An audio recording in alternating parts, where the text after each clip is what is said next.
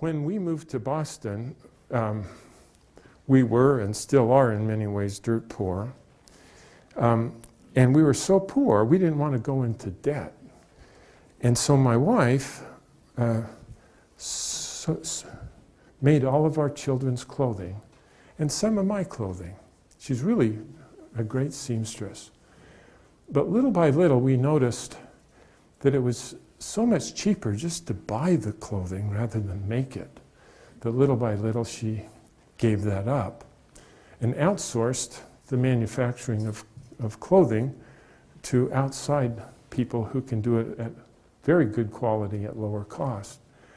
And then we had a big garden, and we used to raise most of the vegetables, and then in the fall we had to can them to store them for the winter. And the family would always go out west and western Massachusetts and pick apples to make applesauce, because it was cheaper to make it than buy it. But little by little, it just flipped, and it became so much cheaper and so much easier to outsource clothing production and preservation that we still do apple stops just for personal reasons, but we've outsourced everything else. And I think that that's kind of true for most of us, that a couple of generations ago, there was a lot of work going on in our homes.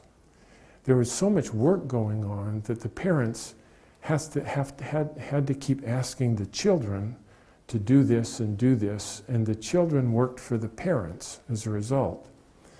But little by little, in our modern economy, it is so much cheaper to outsource it than to do it in-house, that step by step, most of our homes have outsourced the work.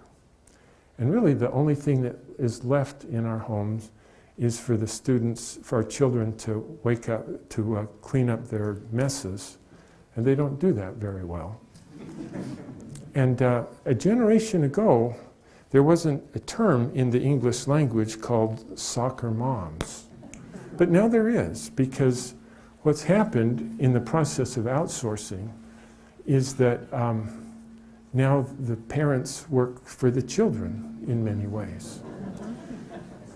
And I think about this a lot when our children come to adulthood.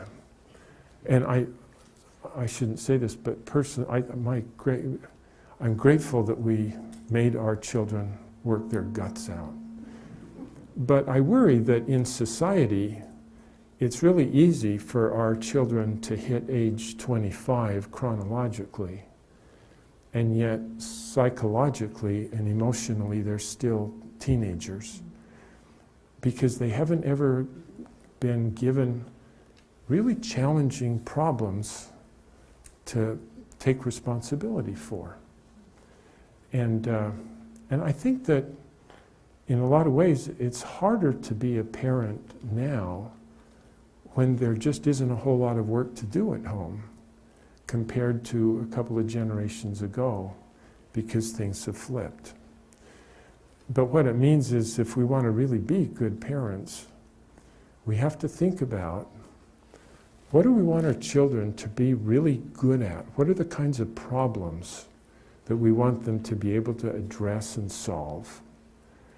And then we actually can't assume that when they hit age 21, they're instantly going to be turned into adults with the ability to do these complicated tasks.